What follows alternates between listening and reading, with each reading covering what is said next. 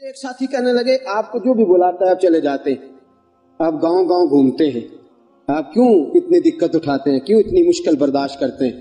میں نے کہا یار دل میرا بھی کرتا ہے اپنی مسجد میں بیٹھا رہوں, میرے پاس بڑے دوست آ جاتے ہیں جمعے میں, میرا دل کرتا ہے میں بیٹھا رہوں, لیکن خدا کی قسم جب نبی پاک کا طائف میں پتھر کھانا نظر آتا ہے نا, جب رسول پاک علیہ السلام کا کانٹوں پہ چلنا دکھائی دیتا ہے, جب میرے نبی پاک علیہ السلام کا مار کھا کھا کے گھر گھر جا کے عکاظ کی منڈیوں میں تبلیغ کرنا نظر آتا ہے تو حجرہ چھوٹ جاتا ہے. پھر مسجد سے نکالتی ہے یہ چیز, پھر گلی گلی گھومنے کو جی چاہتا ہے. دوستو آج میں تبلیغ کرنے جاتا ہوں تو لوگ پھولوں کی پتیاں برساتے, میں تبلیغ کرنے جاتا ہوں تو لوگ اسٹیج بچھاتے, میں تبلیغ کرنے جاتا ہوں تو لوگ اعلیٰ کھانا پکاتے, اے سی والی گاڑی میں بیٹھ کے میں نکلتا ہوں, پھر بھی میں آ کے کہتا ہوں لوگ بات نہیں مانتے, لوگ توجہ نہیں دیتے, لوگ غور نہیں کرتے. آؤ میں تمہیں مکہ مکرمہ کی ایک منڈی میں لے جاؤں. مکہ میں ایک عکاظ کی منڈی لگتی تھی. حضرت سعد بن عبادہ فرماتے ہیں میں اس منڈی میں موجود تھا. کالی زلفوں والے محبوب کے وجود پہ پھٹا ہوا لباس تھا, رسول پاک علیہ السلام کا لباس پھٹا ہوا تھا, ہونٹ مبارک خشک تھے, داڑھی میں گرد و غبار تھی. عکاظ کی منڈی میں ایک ایک بندے کے پاس جا کے میرے مصطفیٰ کھڑے ہوتے تھے اور ایک ایک بندے کو بلا کے کہتے تھے کلمہ پڑھ لے اللہ تجھے فلاح دے دے گا, کلمہ پڑھ لے. آپ فرماتے ہیں میں نے پیچھے دیکھا ایک بابا, بوڑھا بابا, لمبی قمیض پہنی ہوئی ہے اور اس نے اپنی جھولی مٹی سے بھری ہوئی ہے. جب حضور تبلیغ کرتے تو وہ نبی پاک میں مٹی ڈالتا اور کہتا اس کی بات نہ ماننا یہ مجنون ہے, اس کی بات نہ ماننا یہ معاذ اللہ جادوگر ہے, اس کی بات نہ ماننا یہ قاہر ہے, اس کی بات نہ ماننا یہ ساحر ہے, اس کی بات نہ ماننا یہ لوگوں کو گمراہ کرتا ہے. معاذ اللہ نبی پاک عکاظ کی منڈیوں میں ایک ایک بندے کے پاس جاتے, ایک ایک بندے کو جا کے تبلیغ کرتے, ایک ایک بندے کا دامن تھامتے, کبھی کسی کو کہتے کلمہ پڑھ لے, کبھی فرماتے ہیں وہ پیچھے جو تھا, اور فرماتے ہیں میں نے سوال کیا آگے کون ہے, لوگوں نے کہا محمد ابن عبداللہ ہے. میں نے پوچھا پیچھے کون ہے, کہا اس کا اپنا چاچا ابو لہب ہے. ابو لہب مٹی ڈالتا ہے. میرے رسول پاک صلی اللہ تعالی علیہ وسلم اس مٹی اور گرد و غبار کے عالم میں پھول برساتے, تبلیغ مشکل ہو گئی. آؤ سنو میرے نبی پاک نے کس حال میں تبلیغ کی. حضرت صدیق اکبر فرماتے ہیں میں نے وہ حال بھی دیکھا کہ میرے نبی پاک کے گلے میں کافر چادر ڈال دیتے تھے اور چادر ڈال کے بل دیتے تھے, اور میں نے وہ حال بھی دیکھا کہ میرے مصطفیٰ کو حرم کے اندر خدا کے گھر کے سین میں لٹا دیا کافروں نے, جوتے اتار لیے, اور رسول پاک علیہ السلام کے وجود اطہر پر بشر کی عیب پوشی کے لیے جس کو اتارا تھا, بشر کی چیرہ دستی سے وہ دامن پارا پارا تھا. فرمایا نبی پاک علیہ السلام کو مارتے تھے, حضور کے وجود سے خون نکلتا تھا, نبی پاک علیہ السلام کو مار مار کے تھک جاتے تھے تو حضور نظر اٹھا کے کہتے تھے ظالموں میں پھر بھی تمہیں کہتا رہوں گا کہ خدا وحدہ لا شریک ہے. میرے دوستو رسول پاک کے راہوں میں کانٹے بچھائے, 3 سال میرے نبی نے قید کاٹی, 3 سال میرے مصطفیٰ نے بھوک کاٹی. اور آج 2 بچیوں کے ساتھ سفر کرنا پڑے تو لوگ مسجدوں میں آ کے اپیل کرتے ہیں میرے ساتھ بچیوں کا ساتھ ہے, میرے ساتھ تعاون کرو. میرے نبی کی 4 بیٹیاں, شیب ابی طالب کے وہ دن, سیدہ خدیجہ الکبریٰ, جناب ابو طالب کا بڑھاپا, بچوں کا رونا, ساری رات بچے روتے رہتے, ساری رات میرے مصطفیٰ کی آنکھوں میں آنسو رہتے. میرے دوستو کیا کیا دکھ اور کیا کیا تکلیفیں بتاؤں جو میرے نبی نے تیرے اور میرے تک دین پہنچانے کے لیے اٹھائیں. اور آپ کو ایک بات بتلاؤں, ابو جہل کتنا ظالم تھا, حضور کو پتھر مارتا تھا. پتہ ہے رسول پاک ابو جہل کے گھر کتنی بار گئے ہیں؟ 3000 مرتبہ میرے نبی نے ابو جہل کو دین کی دعوت دی. 3000 بار, 3000 بار حضور نے کہا ابو جہل آ جا کلمہ پڑھ. 3000 بار میرے مصطفیٰ گئے ابو جہل کے گھر, اور 3000 بار اس نے کبھی گالی دی, کبھی پتھر مارا, کبھی میرے نبی پاک علیہ السلام کو اذیتوں سے نوازا, لیکن حضور نے دین کی تبلیغ چھوڑی نہیں. تو گھر سویا رہتا ہے, میں گھر آرام سے بیٹھا رہتا ہوں, 4 نمازیں پڑھ لی اور حق ادا ہو گیا, رمضان کے روزے رکھ لیے اور بات ختم ہو گئی. میدان میں نکل, مار کھا, تجھے پتا چلے محمد عربی کا دین کیسے پھیلتا ہے.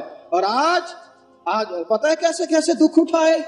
خدیجہ الکبریٰ کہتی ہے مجھے لگتا ہے سب سے بڑا دکھ یہ تھا کہ میرے مصطفیٰ کی 2 بیٹیاں ابو لہب کے 2 بچوں کے نکاح میں تھی. 2 بچوں کا نکاح, 2 بیٹیوں کا نکاح ابو لہب کے 2 بیٹوں سے ہوا تھا, ابھی رخصتی نہیں ہوئی تھی. حضور نے اعلان نبوت فرمایا, میرے محبوب نے دین کی تبلیغ کا اعلان کیا تو ابو لہب نے پیغام بھیجا کہ یہاں تو تبلیغ بند کر دو ورنہ میں تیری بیٹیوں کو طلاق دلوا دوں گا۔ میرے حبیب پاک کی آنکھوں میں آنسو آ گئے۔ حضور نے فرمایا ابو لہب تیرا اختلاف میرے ساتھ ہے، میری بیٹیوں کو اذیت نہ دے، میری بیٹیوں کو تکلیف میں، بیٹیوں والوں اور بچوں والوں اور گھر رکھنے والوں اور اپنے گھر میں جا کے اولاد کا ماتھا چومنے والوں سنو، حضور نے پیغام بھیجا اختلاف میرے ساتھ ہے، میری بیٹیوں کو اذیت میں مبتلا نہ کر۔ سیدہ طیبہ خدیجہ الکبریٰ کہتی ہیں ابو لہب نے کہا بس دو ہی باتیں ہیں، یا دین چھوڑ دو یا طلاق تیرے گھر میں پہنچنے والی ہے۔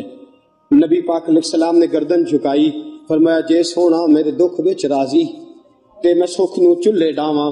میرے دوستو دو شہزادیاں بیٹیاں ابھی گھر سے گئی نہیں تھی، جب پیغام آیا نا تو سیدہ خدیجہ الکبریٰ کہتی ہیں میرے مصطفیٰ نے بچیوں کے سر پہ ہاتھ رکھا اور حضور کی نظر آسمان پہ ٹکی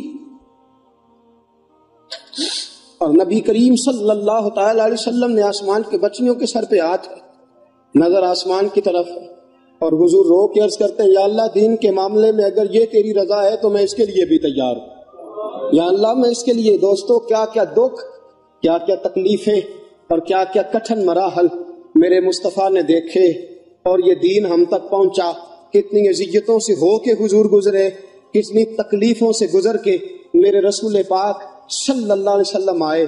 اور حضرت زید بن حارثہ فرماتے ایک دن میں نے وہ دیکھا جو میں کبھی بھول نہیں سکتا، طائف کے بازار تھے اور میرے مصطفیٰ لوگوں کو دین کا پیغام دینے گئے تھے۔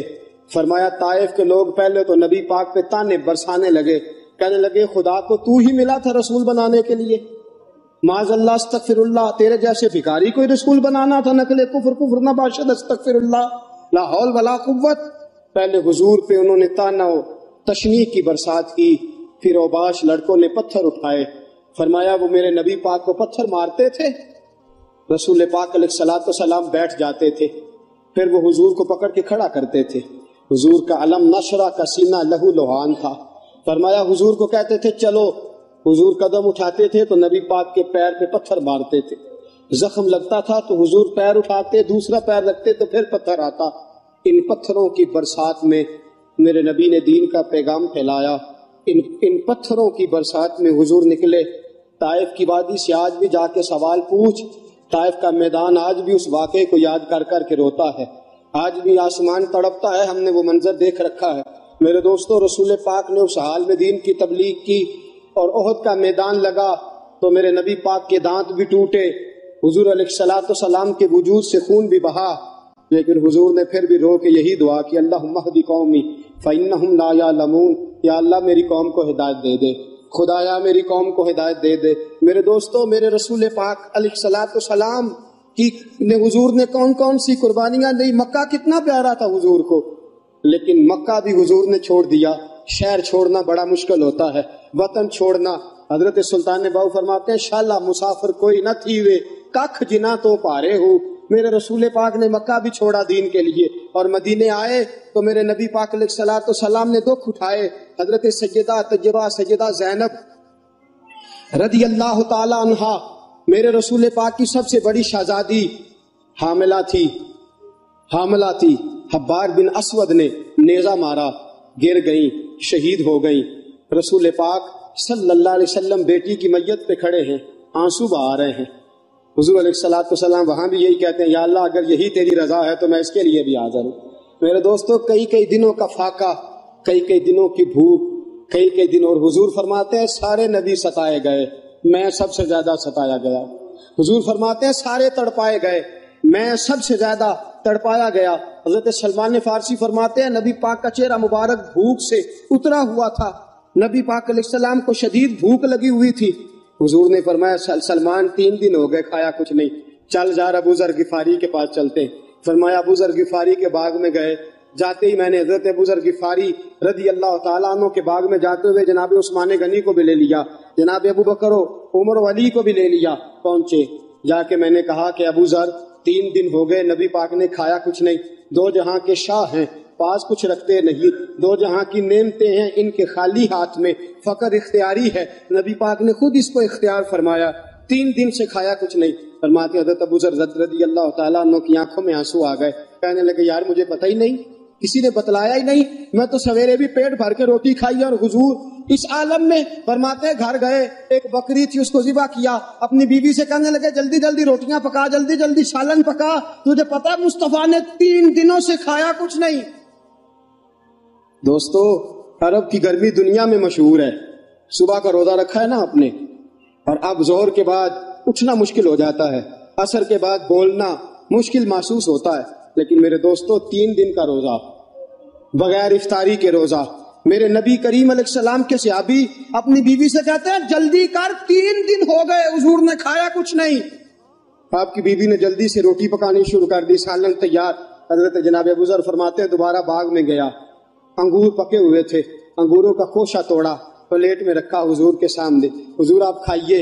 اتنی دیر میں روٹیاں پک کے آ جاتی ہیں، سالن پک کے تیار ہو جاتا ہے۔ فرمایا حضور ایک کھجور اٹھاتے ہیں، منہ میں رکھتے ہیں، پھر بڑی دیر سوچتے رہتے ہیں، پھر ایک انگور اٹھاتے ہیں، منہ میں رکھتے ہیں، بڑی دیر سوچتے رہتے ہیں، پھر ایک انگور اٹھاتے ہیں۔ بڑی مشکل سے 2-3 انگور حضور نے کھائے اور گہری سوچ میں حضور رہے۔ فرماتے ہیں اتنی دیر میں روٹیاں پک کے آ گئیں، سالن میرے نبی پاک کے سامنے آیا۔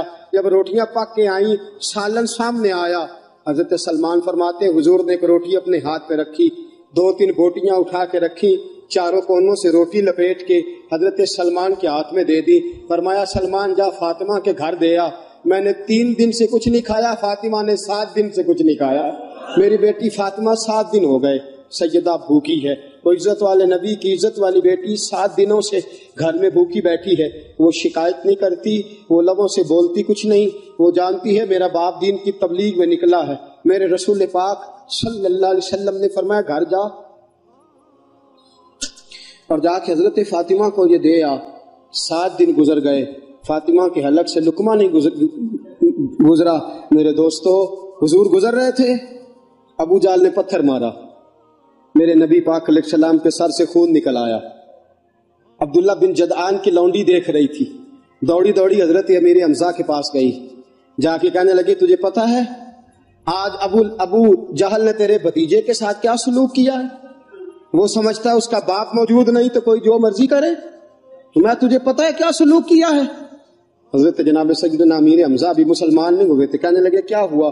کہا آج ابو جال نے محمد ابن عبداللہ کے سر پہ پتھر مارا، ایک روایت میں ڈنڈا مارا اور سر سے خون نکل آیا۔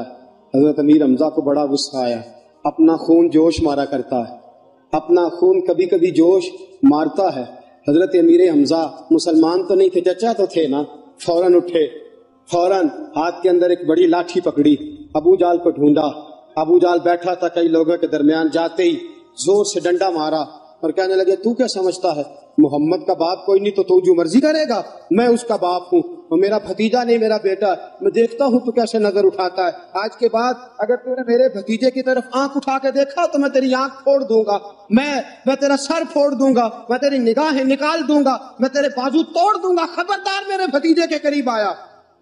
حضرت امیر حمزہ ڈانٹ رہے ہیں تو ابو جال کو پتا تھا امیر حمزہ شیر ہے، امیر شیر ہے، امیر حمزہ کے سامنے بولا تو واقعی مارے گا۔ ابو جال خاموشی کے ساتھ بات سنتا رہا۔ جناب امیر حمزہ ڈانٹ کے گئے رسول پاک کے پاس، نبی پاک کے سر پہ پٹی بندھی ہوئی ہے، حضور اپنے گھر میں بیٹھے ہیں۔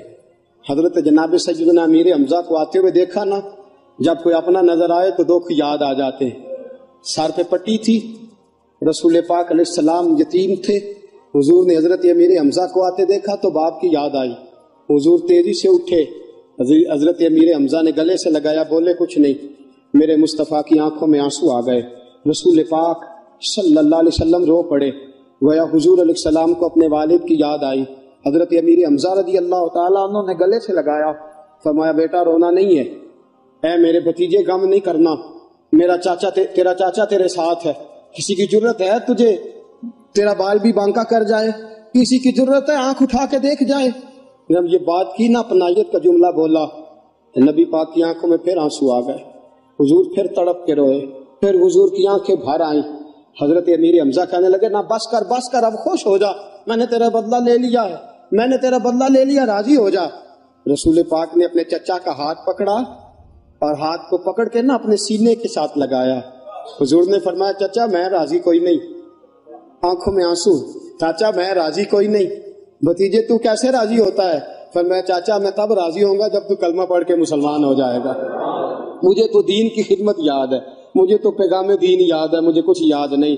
मुझे तो इतना याद है मैं खुदा का पैगाम्बर हूँ। मुझे हर मौके पे अपने दुख भूल जाते हैं, मुझे दीन का दर्द याद रहता है। मेरे दोस्तों, हजरत अमीर हमजा, आप उसको रिश्तेदारी का जोश कहिए, नबी पाक की मोहब्बत का हैजान कहिए। कहने लगे अच्छा तू कलमा पढ़ने से राजी होता है? पढ़ा कलमा मैं मुसलमान हो जाता हूँ, पढ़ा कलमा मैं भी मुसलमान हो जाता हूँ। मेरे दोस्तों, हर मौके पे मेरे नबी पाक को दीन याद रहा। सुता उठ के कोई नहीं खुश होता,